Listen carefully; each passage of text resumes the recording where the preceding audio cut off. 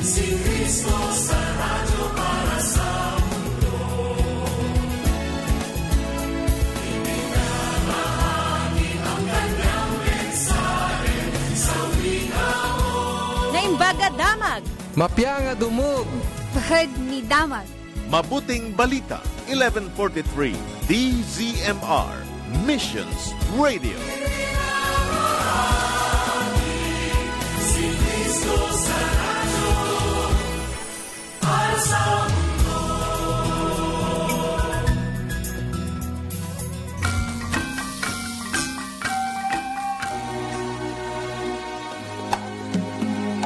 Magandang araw mga kapuso at kapamilya. Panahon na naman ang kasiyahan dito sa Masayang Tahanan.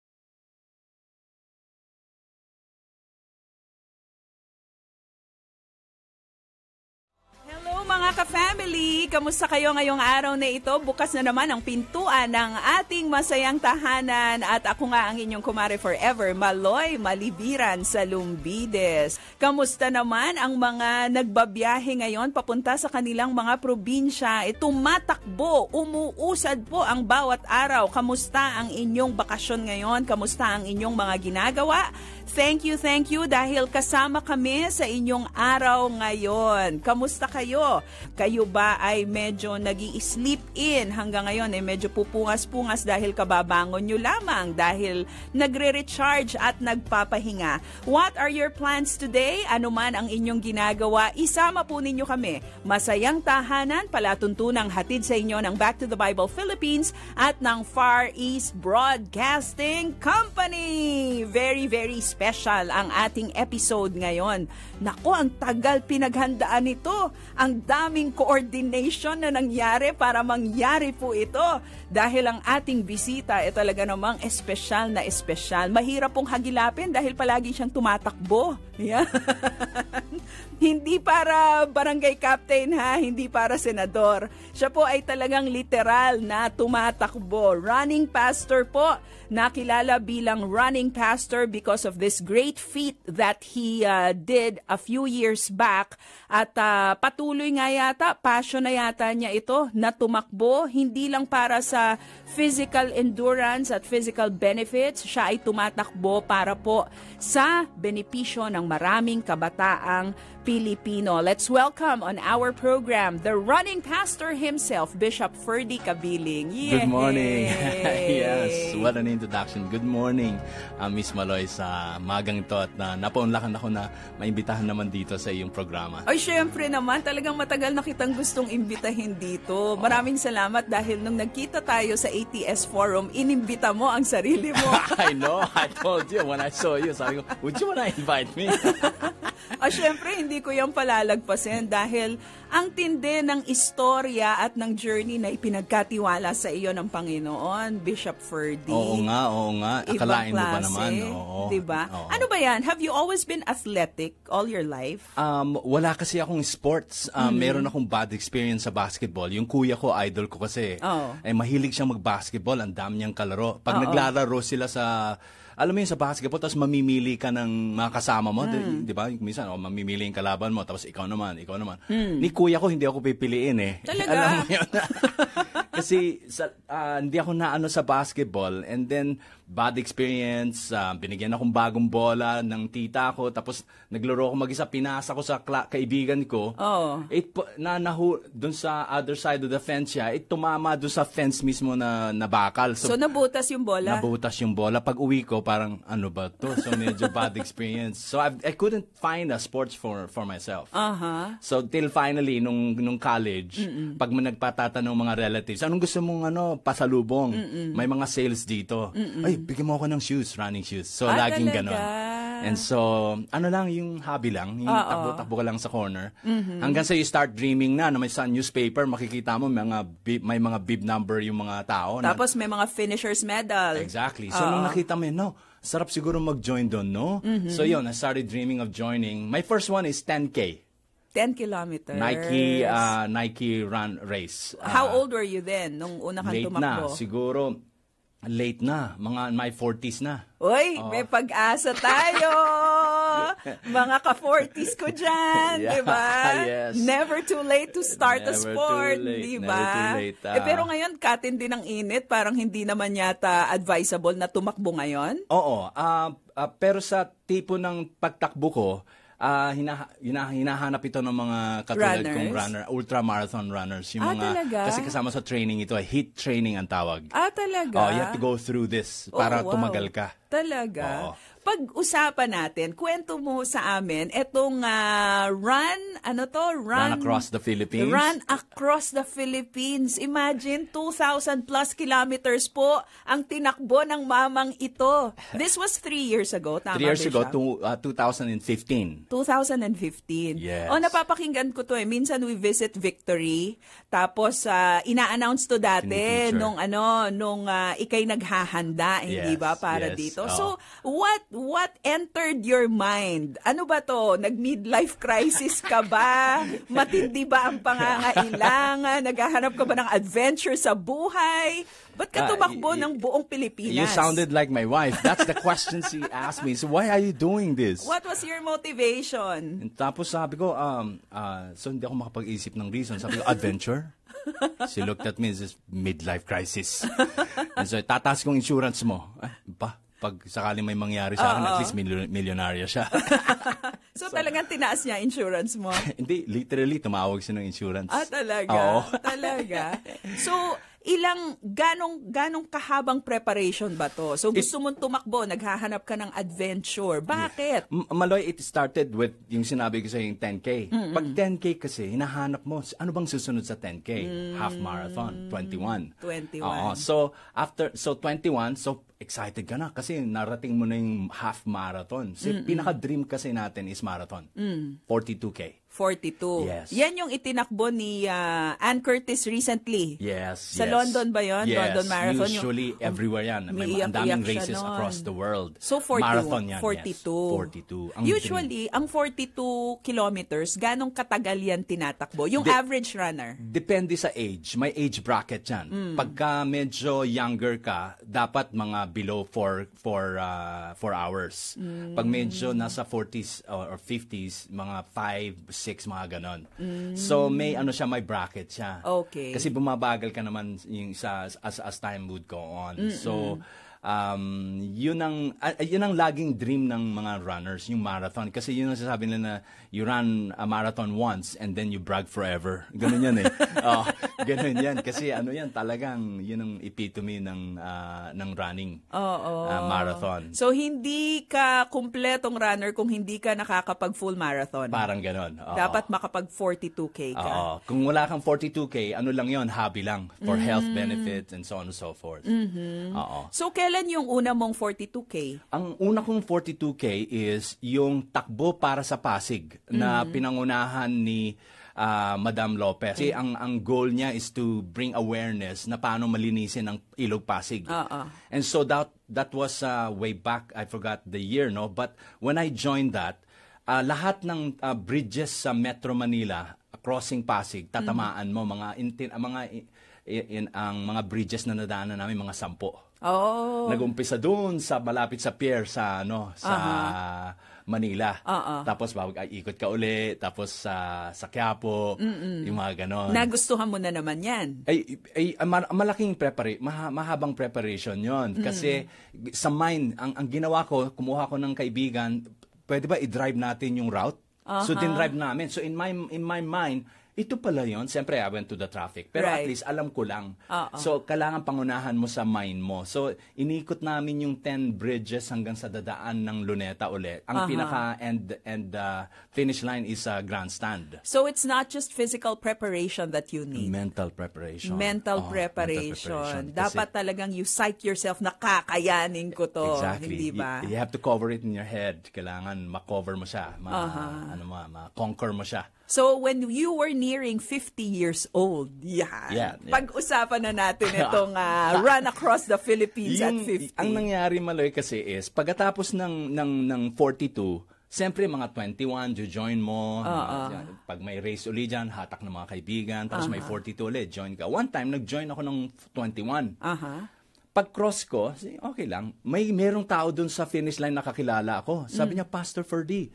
Yes, so nagkwentuhan kami. And then, would you wanna consider running a 100 kilometers in a 100-kilometer race?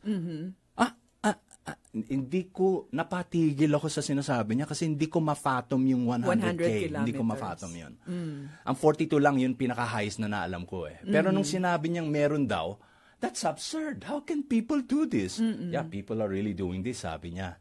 In fact, I'm preparing for next year. Would you wanna join? Wow. Sabi ko, you think I'm qualified? So, I was asking him, do you think I'm qualified? Sabi niya, yes, you are. Tapos ka na ng 42, di ba? Sabi ko, yes, you're qualified. Join me in my training. Sino so I joined him. Sino Si yan? Joshua Suarez. He's a good friend of mine. He's a businessman. And so, how can I join you? Just join me. May mga preparation ako for next year. So I joined him. Yun yung sinasabi kong heat training, saka sa gabi. Tatakbo ka sa gabi from 10 to 7 in the morning. Yung lalampasan mo yung antok. Oh. Yes. How much time did you invest para sa paghahanda dito sa takbuhang ito? This time, obviously, it took me a year kasi sabi niya next year. So it took me a year and then by doing this, sabi niya, let's do something besides just finishing 100K. Pwede tumulong tayo ng mga NGO na pwede nating for raising funds. So dito na pumasok yung Real Life Helping Foundation. Society. Yes. Nung meron na tayong Real Life Foundation, compassion arm of our Victory. church. So kinausap ko yung nag-head nung Real Life And sabi niya, sige, gawa natin ng program. Hindi pa natin nagagawa to. Since I'm one of the pastors in Victory, sabi niya, sige, gawa natin program. So, we made some random na 1,000 pesos per kilometer. Tapos nag-ask kami ng 3 pa. So, 5 na kami. Sino yung nagbibigay ng 1,000 per kilometer? Online, maglagay ka ng website sa Real Life Foundation. Meron silang website, nag-design sila. Tapos nilagyan ng mapa. Tapos, 1,000 pesos per kilometer. Yung mga gustong magbigay, let's say, 500 pesos, 200 pesos, pwede rin online. Pwede rin sa mga nearby Victory Centers. I see. Tapos naka-indicate. I see. Pagkatapos may mga runners. Tapos kaming 5 runners. Nag-umpisa kami ng Mariveles. Ang tawag doon is the Bataan Death March, 102K. So magmula Mariveles hanggang hanggang San Fernando, 102. And so nung time ng run na, may mga crew din kami. Sinama ko yung daughter ko, tapos may mga kanya-kanyang sasakyan kami. Kasi sa 102, hindi pare-pareho ang strength of pace nyo. Kasi sabay man kayo ngayon, mamaya magkakapagodan. Magkakaiba. And so, iba-ibang crew. So when we did it, we all finished it. And then we were able to raise 500,000. Wow, 500,000 pesos. Kasi 5 kami na tigwa 1,000 pesos na 102 each. So more than 500,000. Ang galing naman. And then after that, naging part na yon ng program ng Real Life Foundation. Well, depende kung we would kung mag-offer kami. And so ang after ng 102 is 160. Yun yung totoong route ng tinakbo ng World War II at nilakad ng Death March. Yes. Yun yung original route. If you go there, Maloy, yung from Mariveles to Capas, may mga poste yan. Ginawan ng government. Nakikita ko yan. Yes. So tigwa 1,000 at tigwa 1K ang distance per posts. And so, yun ang dinaanan namin. This time, hindi na 102, kundi 160. It's a 100-mile run. Wow. It's an ultramarathon race. Ang cutoff time, 30 hours. So, nung nagawa ko siya, nung natapos ko siya, sinulat ko din sa book na yun. Ang cutoff time is 30. Natapos ko siya ng 28 and 40 minutes. 28 hours, 40 minutes. 28 hours, 40 minutes, pero ang cut-off niyan, 30. So, I finished within decent time. Wow. And so, nung natapos ko yon, doon ako sobrang burnout ko, physically, emotionally. Pero I still work, I preach on Sundays. For 3 months, I was drained. I was burnout.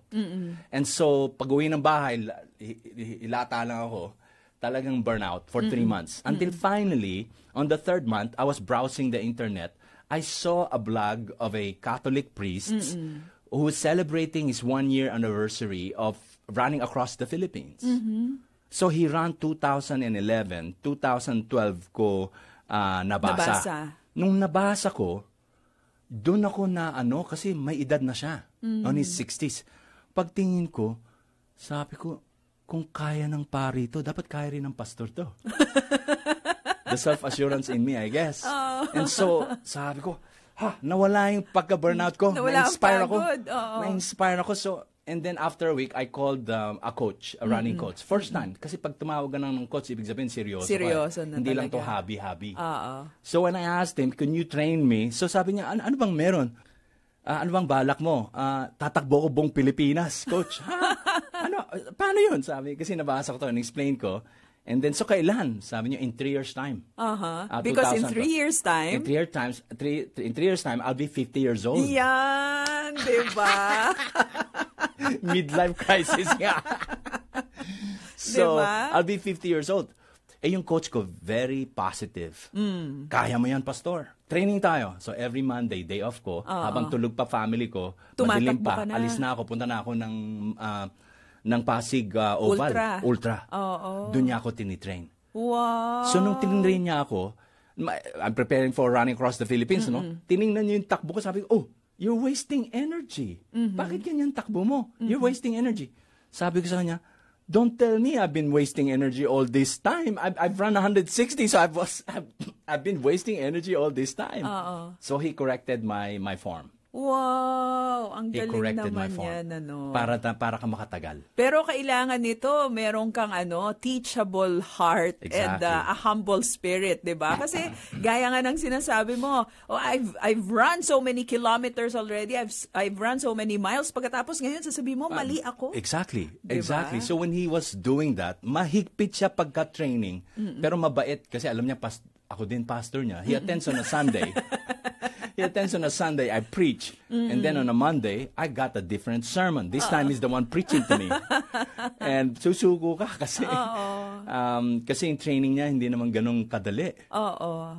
I'm sure, yun lang sinasabi mo na 100 to 160. Marami ng, in terms of logistics, ang daming kailangang preparation and coordination. Etong all over the Philippines na run mo, who helped you prepare for this? Good question, Maloy. I think this is my chance to say something about my wife.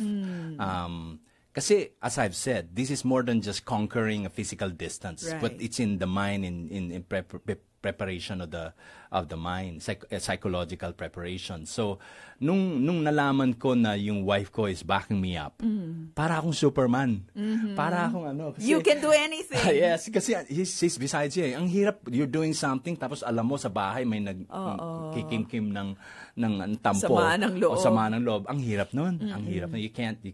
You might have a hard time moving on as a husband. But, kasi may mga nagtatanong sa kanya, I heard your husband is running across the field. What is this? He might die, sabi sa kanya. Sabi ng wife ko, the last time I remember, I'm the wife, and I'm not worried. Why are you? Hello, Sister Judy. And so, yun yung preparation na the best. And logistics, doon na pumasok din si Judy by calling mga different types of, kasi volunteer lang to walang ako Wala lang yung, kang paid staff wala dito. Kang paid staff, wala. Puro volunteers. Volunteer. So we've contacted some of our People friends. who wanted to support you in your midlife crisis. Exactly. And then a good friend heard about it, my friend from the States, and then kaibigan niya si Dayan. Kinausap niya si Dayan, sabi niya, do you know that my Dayan friend is Castillejo? My friend is running. That was 3 years before the run. Sabi niya, ganon?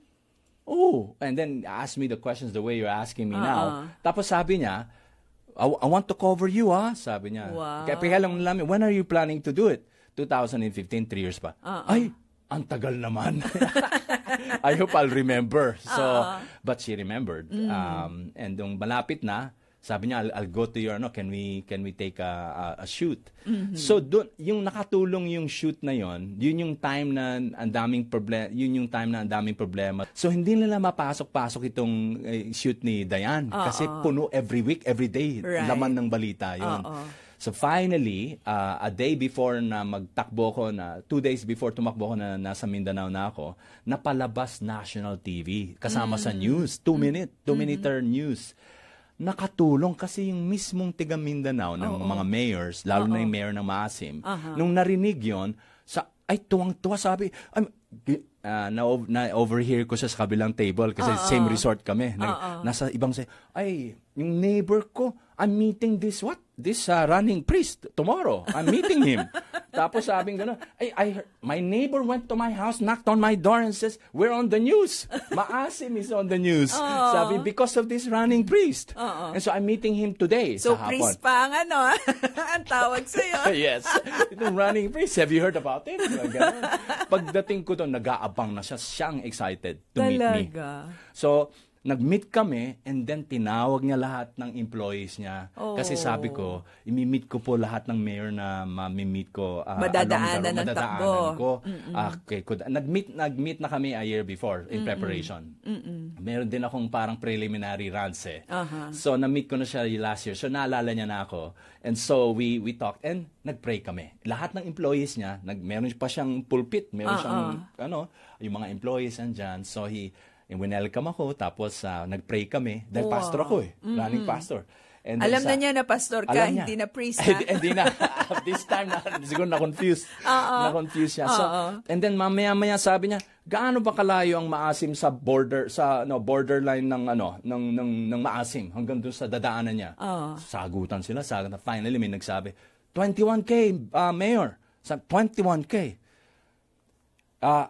I will be the first person who will donate for Real Life Foundation, 21,000 pesos. Sabi ganun. So siya ang unang nag-donate. Wow. So, sabi, palakpakan yung mga tao.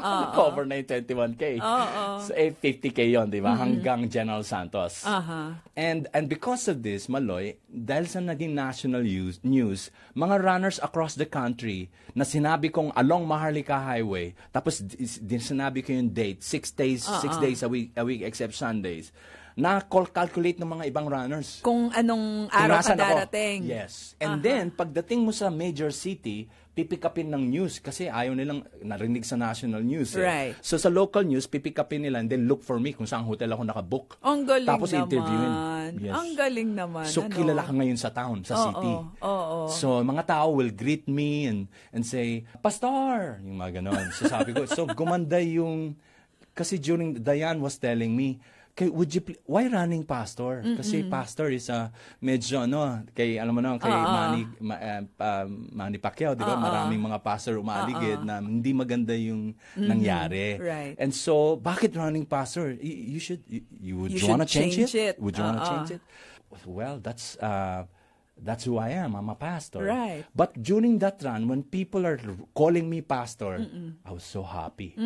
Kasi parang nariridim ba? Right. Nariridim. So, sabi ko, yes, wave ka na lang. Meron ding iba, katulad ng mayor, Father! So, sa mangyari, sinasabi ko na, ayoko titigan to. Pambira. Alam ko, 2 lang anak ko eh. Bakit ako tinatawag na nagkalat ba anak ko sa Pilipinas? And so, baka humingi pa ng child support. Pero ang ganda, hindi ba? Kasi dun sa pagtakbo mo, you're not just hitting 2 birds. Ang daming So many. na-accomplish, hindi ba? Yes. You are able to pray for towns and for mayors, local leaders. And Pagkatapos, runners. I see the runners. Hindi ba? Magkakakulay kami.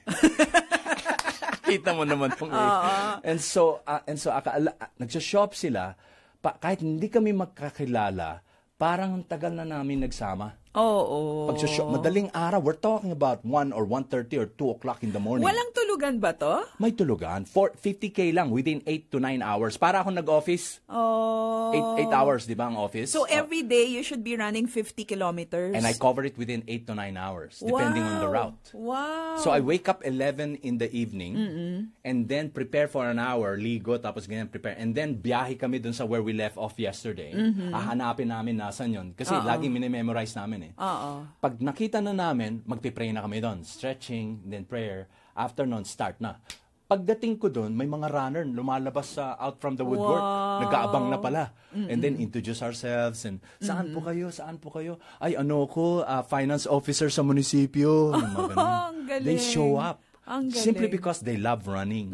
And the privilege of parang help make history. May tatakbo bong Pilipinas, dadaan sa lugar ko, so they'll show up. They feel proud. Right. They feel proud that they're part of history. Kasi nga, Maloy, 6 pa lang naman ang Pilipinong nakagawa na ito. Pang 7 ako. Wow. And so, Sino-sino na yung 6? Cesar Gorin. In 1983, he's a frustrated Olympian.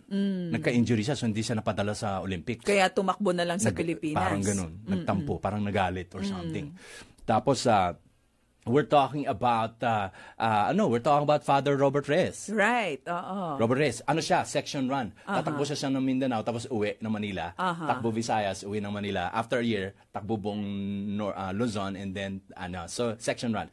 And then, merong 2 magkasama, si Joy Rojas and Matt Macabe. And then, si Father Pix Picardal, the one who inspired me. And then 2013, na naunahan ako is si Milan. Merong isang Milan. Hindi naman si Bishop Jonel Milan yan. Hindi si Bishop Jonel.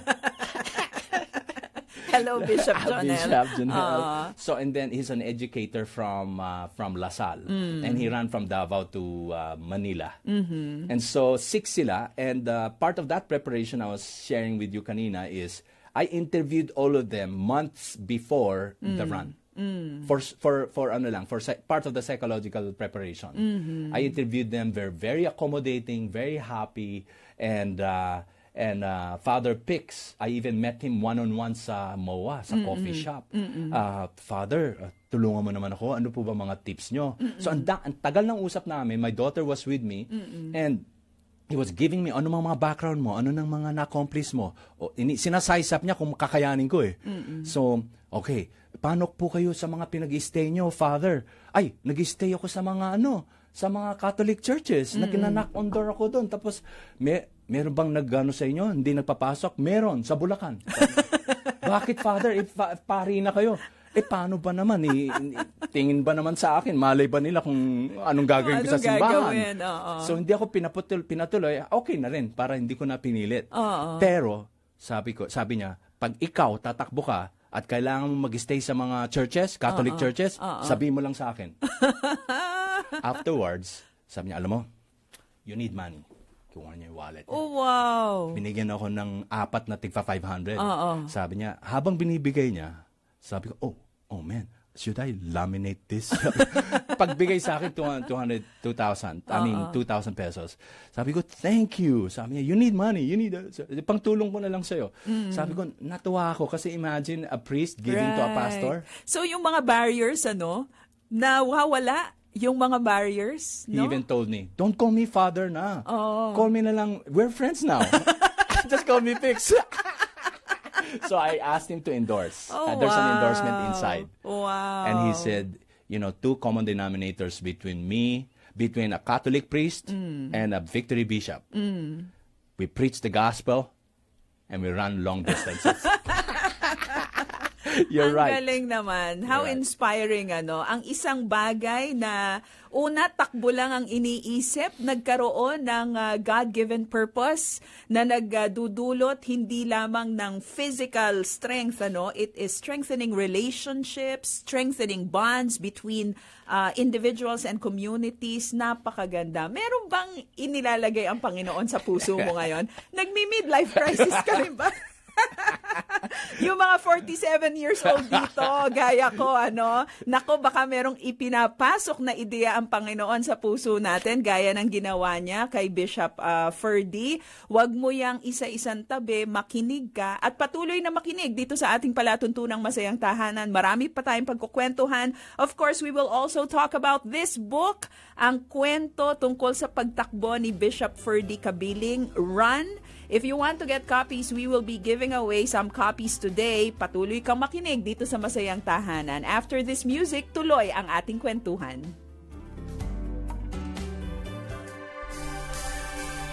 Sa kanyang lakas, magpapatuloy na humayo. Sa kanyang lakas, saan masulok ng mundo.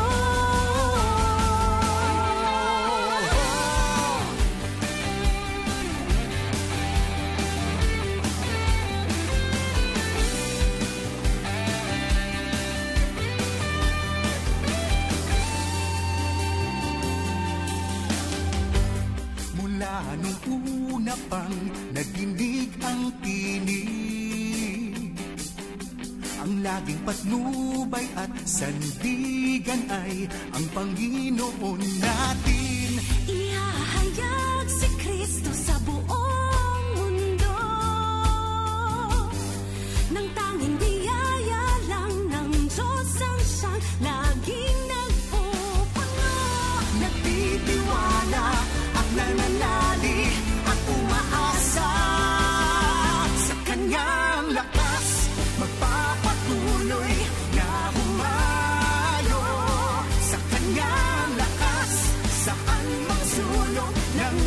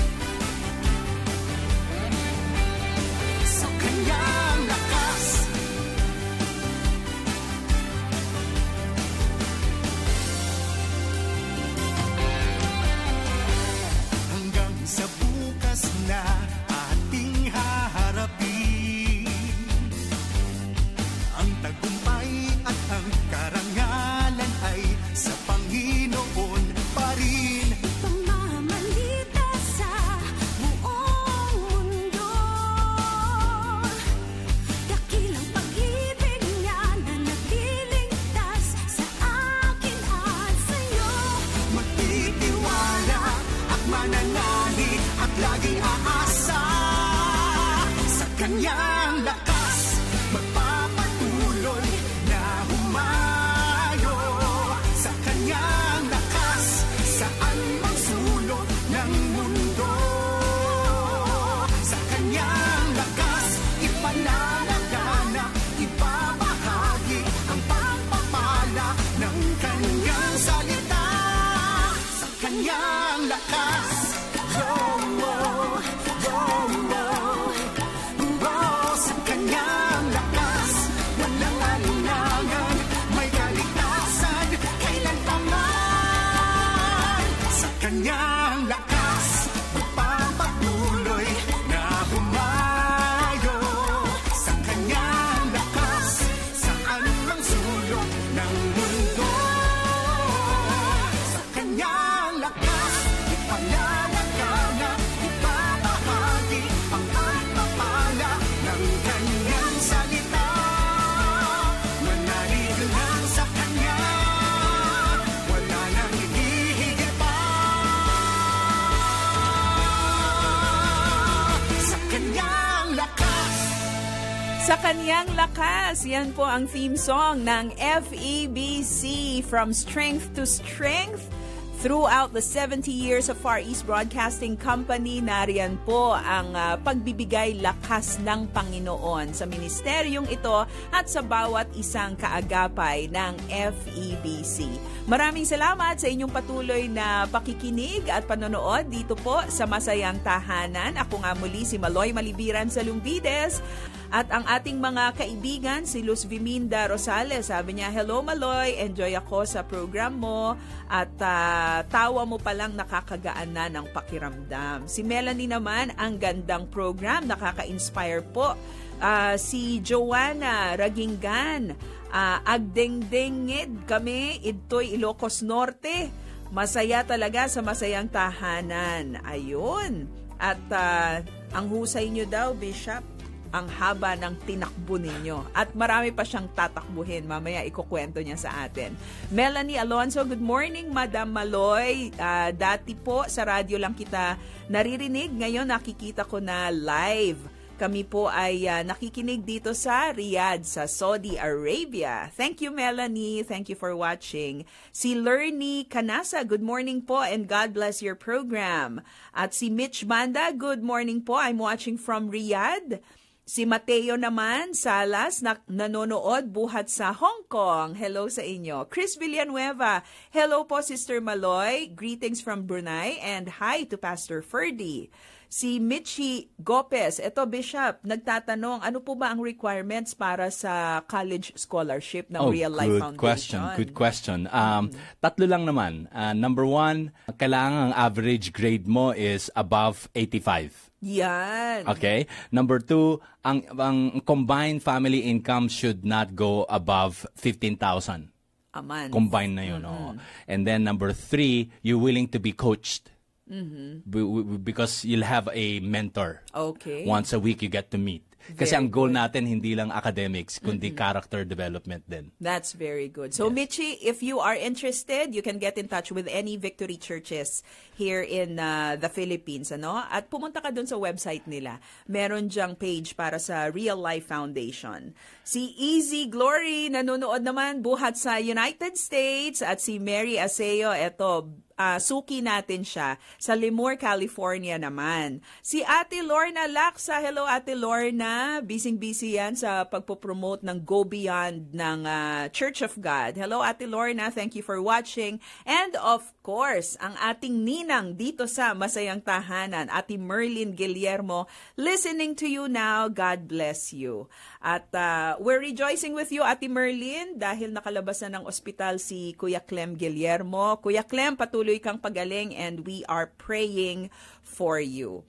Bishop Ferdy, tuloy natin ang ating takbuhan at kwentuhan. Eto, bago natin pag-usapan itong book, stay tuned ha, kasi mamimigay kami ng mga libro ngayon. We have 5 books to give away. 3 muna papamigay namin, yung 2 nakareserba yan. Reserva yan. Okay. Sige. Doon sa pagtakbo mo sa Pilipinas, ano yung mga nakikita mong kagandahan ng bansa natin? Good question. Ang maganda, napakaganda ng Mindanao. Mountains, sa mga valleys, kaya pala ganon. Kaya pala walang nag-aaway. Ang dami nag-aaway. Napakaganda ng Sobrang Mindanao. ganda. Ganda. May lugar. Yun nga lang, pagdating mo ng Compostela, medyo may konting takot yung mga kasamahan ko because of the history. And so, meron akong escort na mga coming from Philippine National Police. This may be my chance to thank the Philippine National Police. They have covered me in each town across the Philippines. Pinaano kasi from Krame, inabisuhan lahat ng nadadaanan ko, natulungan ako. So they would show up. So takbo rin sila. Yung iba. Yung iba, nakasakay. Pero yung sa Mindanao, ang ahaba ng mga nila, dala nila. Oo. So ang ganda ng Mindanao sa bandang Compostela, mountainous areas. Tapos, ang isa pa ay yung sa Agas-Agas Bridge sa Leyte. The tallest bridge in the Philippines. Wow. Kita mo yung horizon, mga ulo ng mga bundok.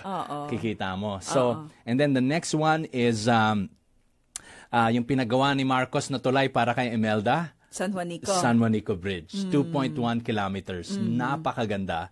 Supposed to be, natapos ako before the San Juanico Bridge, mga 5 kilometers away pa. And then tatakbo ko kinabukasan, madilim. So sinabi sa akin, kunan naman natin ng shot yung San Juanico Bridge. Would it be okay, Pastor, if you finish it now, you add more kilometers?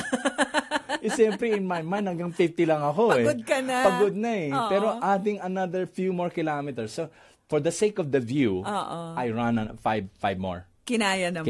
Kinaya na. So, para lang makuha yung shot. Napakaganda ng San Juanico So, Bridge. this run is really well documented. Well documented.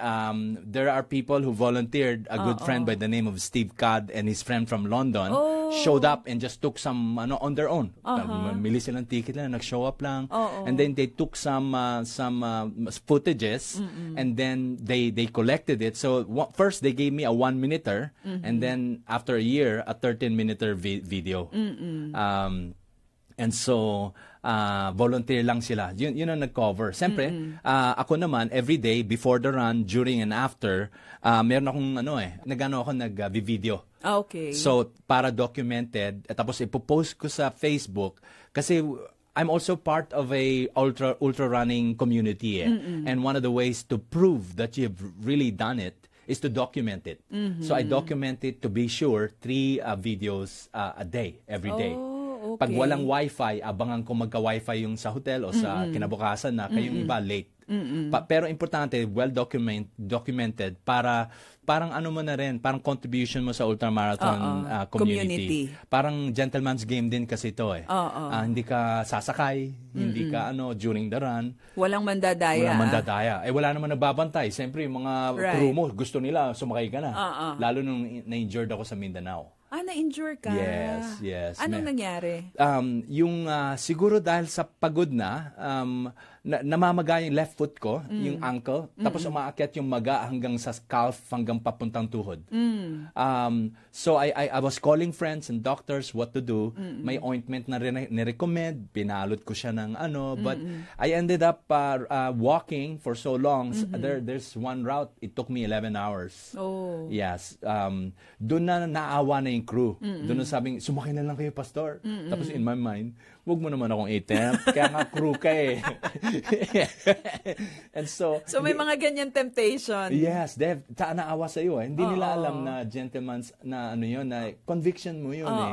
Pag sumakay ako at naman yung conscience ko mas mabigat yun na conscience dadaling ko across the Philippines. Kesa doon sa sugat mo. Exactly. Hindi sugat, more of a swollen foot.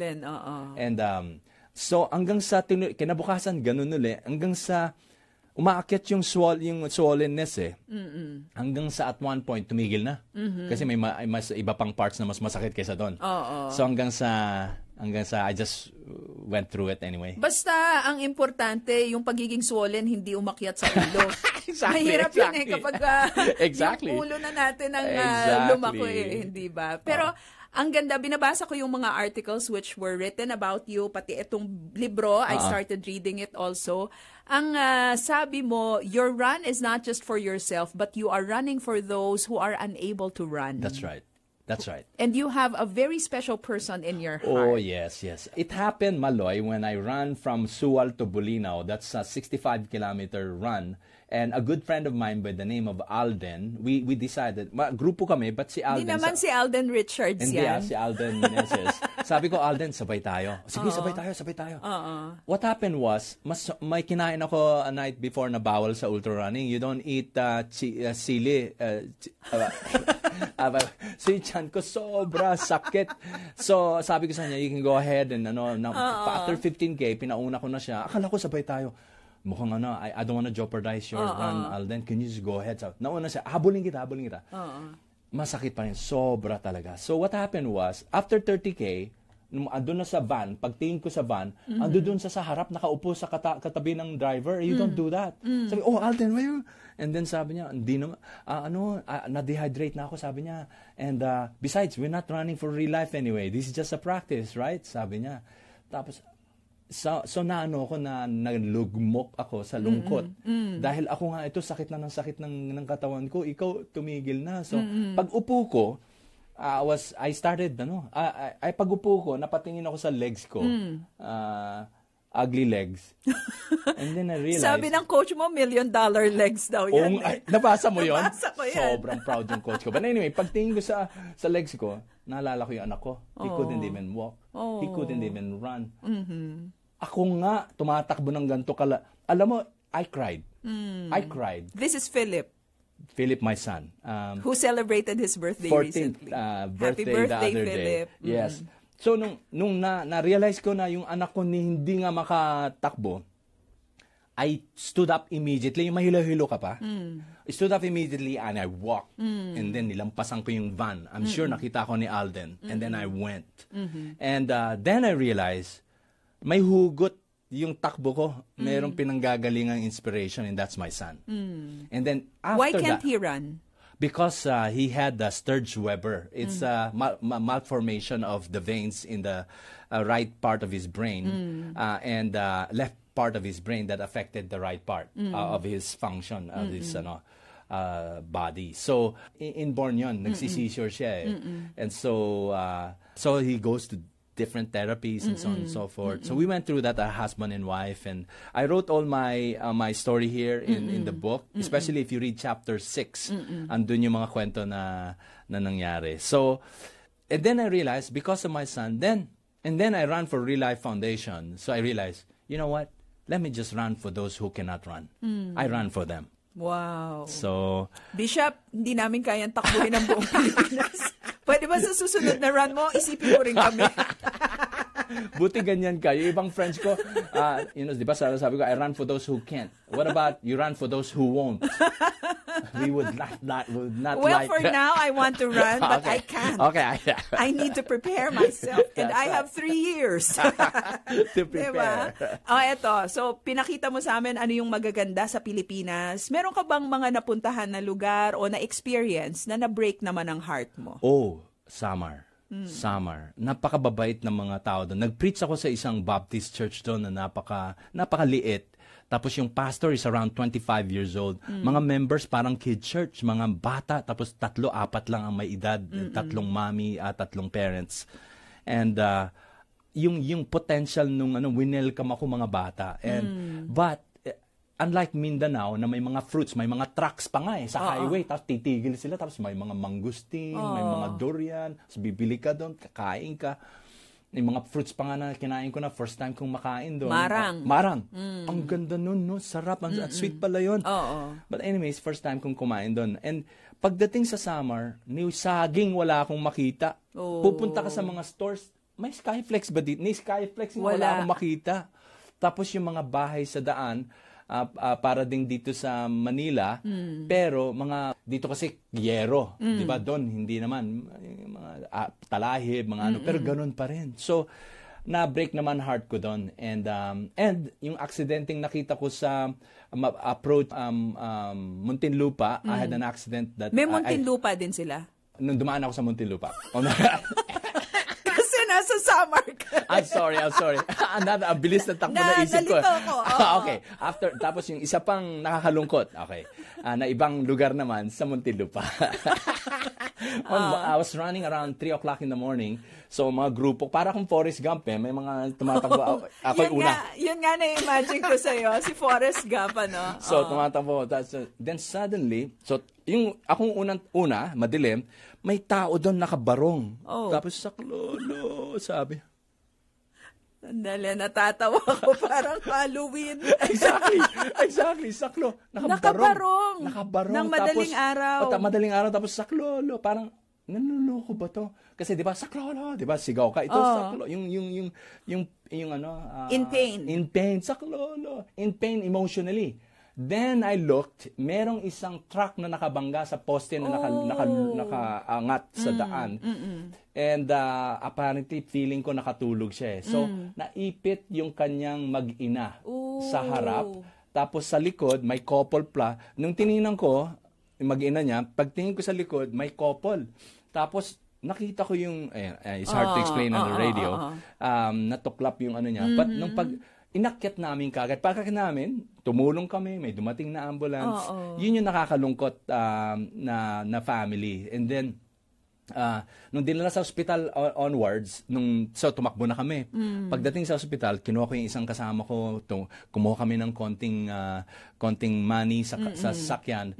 Tapos pinuntahan namin emergency room and prayed for the daughter. And then niyakap ko yung tatay, binigyan namin ng kahit papano. Tuwang-tuwa. And galing sila sa isang meeting. Wow. And so, kayo po anghel namin, ganun-ganun. So, ang daming ministry opportunities. Ang dami. Meron pa yung nagpapahinga ako, biglang may matanda na may sakit sa paa. Tapos, pwede pa namin kayo ipag-pray. Tapos, pinakilala ko sarili ko. Salamat. So, pinag-pray namin. Mga ganun. Different situations. Obviously, yung sa Isabela naman, yung bagyo, I forgot the name of the storm, nagbaha sa Isabela. Kita mong baha kasi brown yung mga trunk ng mga puno, brown from a certain up down. So pero pagdating ko ng Isabela, humupa na. So yun yung nakakalungkot na in some way. So explain sa akin ng mayor ano nangyari bago ako dumating. And thank you for coming, thank you for praying for us. Yung gano'n, so diretso kami sa munisipyo, yung mga gano'n. So yun yung mga nakakalungkot na part nung takbo. So, merong maganda, merong nakakadurog ng puso, Exactly. hindi ba? Etong ilang kilometers? So, 2,180 kilometers all in all. From Maasim sa Celebes Sea sa beach hanggang sa Apari, Cagayan sa dagat. Tinakbo niya yon in along Maharlika Highway. How many days? 44 days, 44. 6 days in a week, and I rest on Sunday. I preach in churches. Wow. Victory, So habang tumatakbo ka, nagpe-prepare ka ng message. Buti na lang. Buti na lang yung mga ibang pastor naawa naman. Ano bang message mo? So tapos na. Oo. Nako, talagang hindi lamang po ito pagtakbo, hindi lamang pag-abot ng personal na pangarap. Ito po ay talagang ginagawa, yung every ministry opportunity that the Lord would open for him, talagang ginawa niya yan. Even the body of Christ. Yes. I met up with the pastors sa Surigao. Kasi sabi ko sa Operation Blessings helped me. Sila po yung kumontak sa mga pastors across the country na tumutulong during disasters. Na kahit Baptist yan, Methodist yan, or born again yan, nagkakatulungan pag disasters. So contact nila. So nung pumunta ako doon, merong 2 Sunday na walang victory sa isang mga cities. Sila nag-volunteer. Preach ka po sa church namin. Preach ka. So isang Methodist sa Mindanao, saka isang Baptist sa Samar. Right. The rest victory na. 6 Sundays ba yun na 6 or 7 Sundays.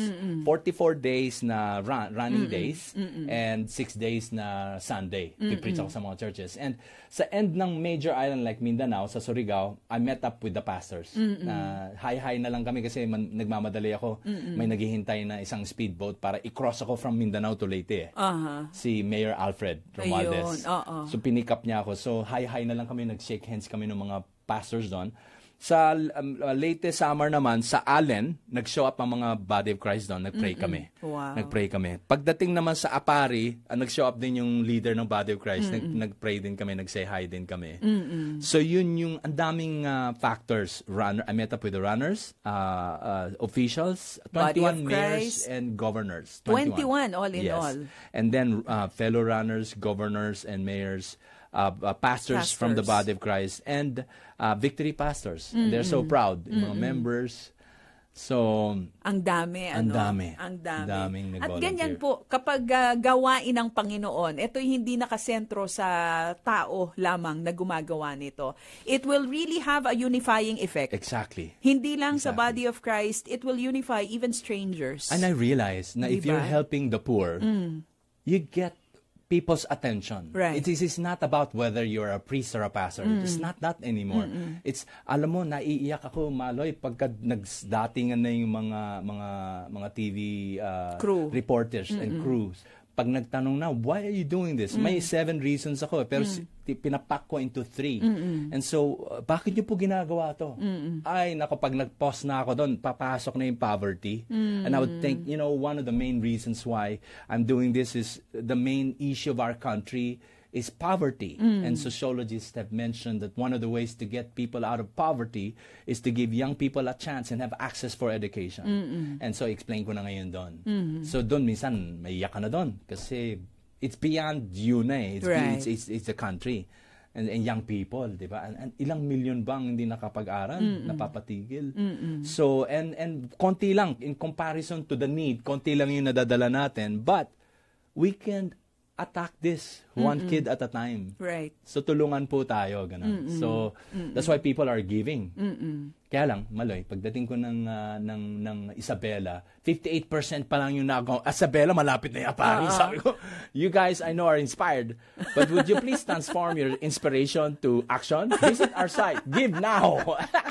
Ilan ang na-raise? Okay. After ng So, 58%. 40 plus days of Yes, running. 58%. Nung nagganon na ako sa Isabela, siyempre, sa mga small groups, na, the discipleship, one of the guys says, so pinag-usapan nila yung run, sabi niya, ganon, nasa Isabela na siya? Layo nun Tapos one of the guys took a check and wrote something and gave it to the one leading the Bible study, and he says, would you please tell Pastor Ferdy to stop? He gave the check, and I looked at the check. It's 1 million peso check. Wow. In a small group, in a prayer group. That guy wrote 1 million pesos for the So I went beyond. My goal is 2 million. Naging 2.8. Wow. I raised 2.8. And how many in that event. kids were sent to school because of that? Exactly. During that time, we only had 250 ba? During the time, 250 or 300. Now we have 450 scholars. Wow. Right now. Yeah. What one run could do. Pero ibang klaseng pagtakbo ito. Now we're running out of time, Bishop. Yes. Pero Thank we you. want to give away 3 books. Yes. This is Run, Endure the Pain, Keep the Faith, Finish Your Race. Baka meron kang mga takbo na hindi mo pa matapos-tapos ngayon. I hope that our conversation with Bishop Ferdy Cabiling inspired you to complete that race. That's right. Continue running the race, however difficult it may seem. Tutulungan ka ng Panginoon para tapusin ito. 3 mga listeners ang bibigyan natin ng ating aklat ngayon.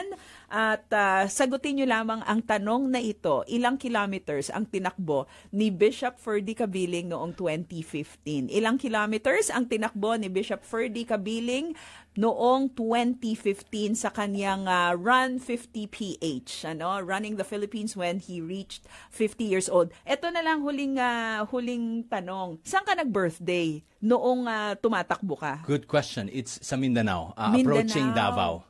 Oh, paano mo sinelebrate yung birthday mo noon? Tumatakbo lang. That night, yung iba nagdalang ng cake nung gabi sa General Santos. Thank you, Pastor Tots, for organizing your team. Sinurprise ako ng cake before the start of the run. Oh. Bishop, how did this run change you as a pastor, as a father, as a husband, as a person? It changed me so much that my friends and even my mentor, Pastor Steve Merrill, looked at me and says, you have to write a book. write a book. Hindi ko nga alam, paano ba mag-write ng book? You have to write the book. So, I wrote the book. He gave me a world-class storyteller, writer. I met up with him in America. And within a year, we collaborated with my wife, Judy.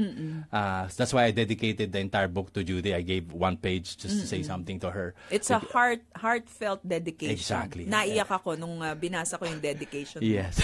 Yes, to my wife. And then Pastor Steve also wrote the foreword. So that's why it has become a book. It's gonna be launched by June. So yung mga nakikinig ngayon, abangan po natin yung launch at sa June pa magiging available sa national bookstores. Yan. Sa probinsya, July. Oh, sa June at July pa, pero mauuna kayo. Yung tatlo na makakasagot ng tama, ilang kilometers ang tinakbo ni Bishop Ferdy Kabiling nung takbuhin niya ang buong Pilipinas. And we'll announce that next week. Kaya tutok lang kayo dito sa ating masayang tahanan. Bishop, mabilis na prayer para sa mga listeners natin. Lord, thank you. Salamat, Lord, sa opportunity dito sa masayang tahanan ni Miss Maloy. Salamat po na na-inspire niyo po kami. This is the start of this opportunity to speak in public regarding this book. And nagpapasalamat po ako sa mga nakikinig, sa mga na-inspire din at mga kababayan natin na nasa abroad na nagpapaaral ng kanilang mga pamangkin, mga anak nila. Lord, continue to provide for them. Salamat po sa aming bansang Pilipinas. Yes, at truly mahal na mahal niyo po kami. Salamat po sa programa na to na continuous na mamayagpag. Sa pangalan ni Jesus. Amen.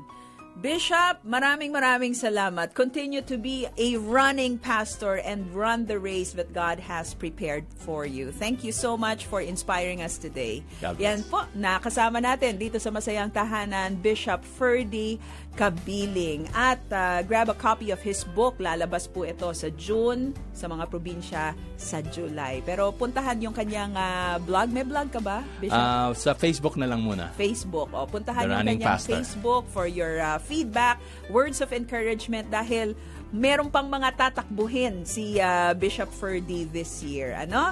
Pero mag-uusap muna silang mag-asawa. In the meantime, maraming salamat sa inyong pagsama sa amin dito sa Masayang Tahanan. At hanggang sa susunod po na ating episode, abangan po ninyo. Ako si Maloy Malibiran sa Lumbides, palaging nagsasabi, ang Masayang Tahanan, sama-sama po nating pagsumikapan. God bless you! Oras na naman ng pagpapaalam, kaibigan. At kung nakatulong sa iyo at sa iyong pamilya ang Masayang Tahanan, magparamdam ka naman, kapatid. Hihintayin ka namin uli, kaibigan, sa araw ng Sabado. At sama-sama na naman tayong mag-aaral, mananalangin, at magkakasayahan dito sa Masayang Tahanan.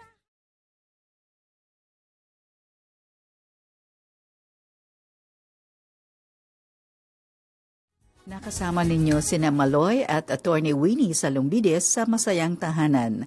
Para sa inyong mga katanungan, suggestion or comments, mag-text lang sa 0917-564-8388.